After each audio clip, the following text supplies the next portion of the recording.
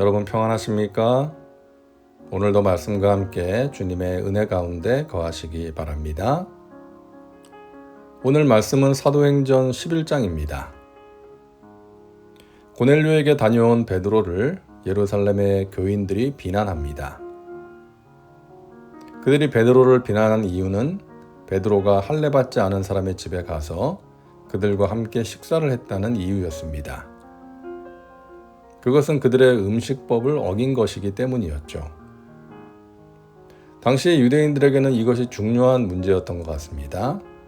모든 이방인들은 부정하다라고 생각했기 때문에 베드로가 부정한 자들과 함께 식사를 한 것을 받아들이기가 쉽지 않았던 것이죠. 이방인과 함께 식사를 하려면 그들이 먼저 율법을 지키고 부정한 음식을 먹지 않고 할례를 받아야 한다라고 생각을 했던 것입니다. 자, 그들의 비난을 듣고 베드로가 어떻게 합니까? 처음부터 차근차근 자신이 겪었던 일들을 이야기합니다. 자초지종을 설명한 것이죠. 너희가 감히 나를 비난해? 내가 누구야? 예수님의 수제자였던 사람이야. 이 교회의 지도자라고. 그런데 너희가 내 얘기를 들어보지도 않고 비난부터 해? 이 괘씸한 인간들아. 그러지 않았다는 거예요. 만약에 그랬다면 예루살렘 교회가 시끄러워지고 또 분열이 될 수도 있었고 복음 전파에 큰 장애물이 될 수도 있었을 텐데 베드로는 자신을 비난하는 사람들에게 자신이 그렇게 할 수밖에 없었던 이유를 자세하게 설명합니다.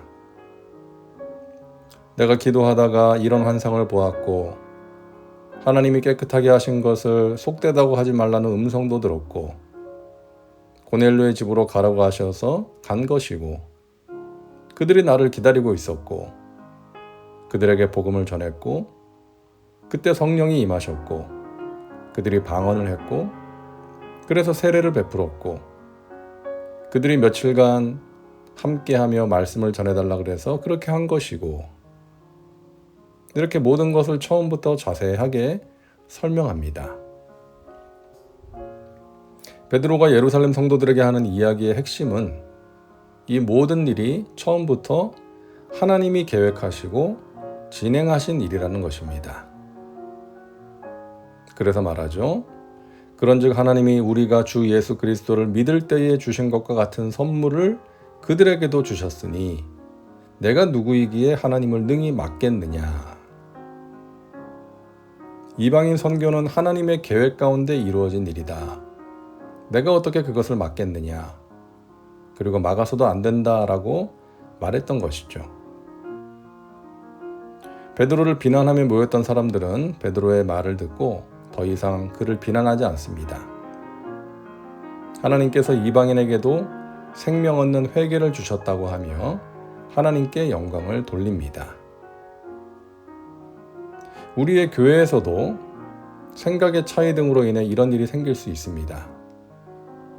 누군가를 비난할 만한 일이 생길 때가 있죠. 그럴 때 뒤에서 여론몰이를 하면서 누군가를 비난하고 수근수근 하는 것이 아니라 오늘 예루살렘 교회가 보여준 것처럼 서로 의논하고 충분히 이야기를 듣고 그렇게 오해가 있다면 풀고 해서 한 마음이 되는 것이 중요합니다. 그리고 공동체가 동의하고 결정한 일이라면 나의 생각과 좀 다르다고 해서 반발하고 비난하기보다는 수긍하고 받아들일 수 있어야 합니다.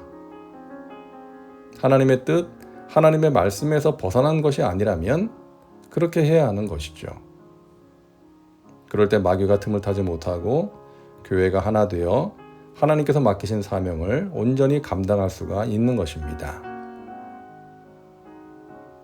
자, 드디어 이방인 선교의 문이 열렸습니다.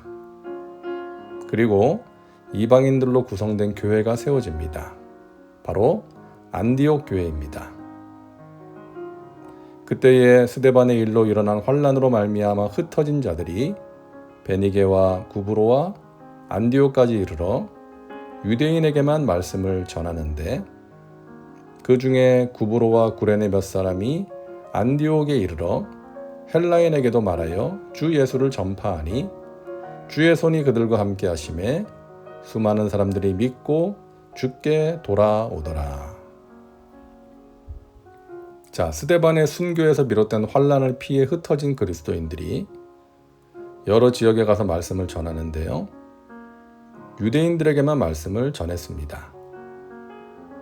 그런데 그중 몇 사람이 안디옥에 가서 예수님을 전파하는데 그들이 전한 복음을 듣고 안디옥에 있었던 헬라인들, 그러니까 유대인이 아닌 이방인들 가운데 많은 사람들이 예수님을 믿게 됩니다. 안디옥은 오늘날 튀르키예에 있는 안타키아라는 작은 도시인데요. 당시에는 국제적인 상업 도시였고 영적 도덕적으로 문란한 도시였습니다. 그곳에 이방인 선교의 결과로 교회가 세워진 것입니다. 기독교 역사의 한 획을 그은 역사적인 순간이죠. 여러분, 안디옥에 가서 복음을 전한 사람들, 그래서 안디옥 교회가 세워지게 한 사람들은 이름이 알려지지 않은 사람들입니다. 박해로 인해 흩어진 예루살렘의 그리스도인 가운데 몇 사람입니다. 이처럼 하나님 나라의 일은 이름도 없이 빛도 없이 남들의 인정과 관심에는 상관없이 자신이 처한 상황에서 묵묵하게 하나님의 뜻대로 행하는 사람들, 복음을 위해 헌신하는 사람들에 의해서 이루어지는 것입니다. 자신을 드러내려고 하지 않고 사람들의 인정과 칭찬에 목말라 하지 않고 오직 하나님을 바라보고 묵묵하게 최선을 다하는 사람들인 것입니다. 예루살렘 교회가 안디옥에서 많은 사람들이 주께 돌아와 교회가 세워졌다는 소식을 듣고 바나바를 안디옥으로 보냅니다. 바나바는 어떤 사람입니까? 우리가 사도행전 4장에서 보았죠. 자신의 밭을 팔아서 마련한 돈을 어려운 사람 도와주라고 사도들에게 가져온 사람입니다. 그리고 9장에서 보았죠. 사울이 회심했지만 사람들이 그의 과거를 알기 때문에 그를 두려워해서 가까이 하지 않으니까 바나바가 사울을 데리고 사도들에게 가서 그가 예수님을 만나고 변화되었다는 것을 증언해 주었습니다. 사울은 바나바를 만남으로써 기독교 선교의 한 획을 그을 수 있게 되었던 것이죠. 자, 그리고 오늘 11장에서는 바나바를 이렇게 말합니다. 바나바는 착한 사람이요 성령과 믿음이 충만한 사람이라 이에 큰 무리가 주께 더하여 지더라. 바나바라는 사람을 한마디로 정리합니다. 그는 착한 사람이요 성령과 믿음이 충만한 사람이었다. 그로 인해 많은 사람들이 주께 돌아왔다. 여러분, 착함은 믿는 자들이 가져야 할 중요한 성품입니다. 사람들의 마음에 따뜻함과 감동을 줄 수 있는 훌륭한 인격입니다. 이런 사람이 많은 사람을 주님께 인도할 수 있습니다. 저와 여러분이 그런 사람 되기를 바랍니다. 그리고 그런 사람을 만날 수 있기를 바랍니다. 기도합니다. 사랑과 은혜가 풍성하신 하나님, 오늘도 말씀과 함께 살게 하시니 감사합니다. 사도행전 11장을 통해 교회 안에 문제가 생길 때 어떻게 해결해야 하는지를 알려주셨습니다.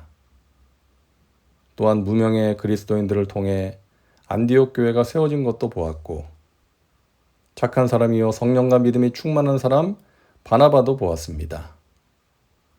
오늘 말씀을 통해 우리에게 주신 메시지 잘 기억하고 실천하게 하시고, 우리가 하나님 나라의 일을 위해 아름답게 쓰임받는 착하고 성령과 믿음이 충만한 사람 되게 하여 주시옵소서. 예수님의 이름으로 기도하옵나이다. 아멘. 오늘도 말씀과 함께 은혜 가운데 거하시기 바랍니다. 여러분 사랑하고 축복합니다.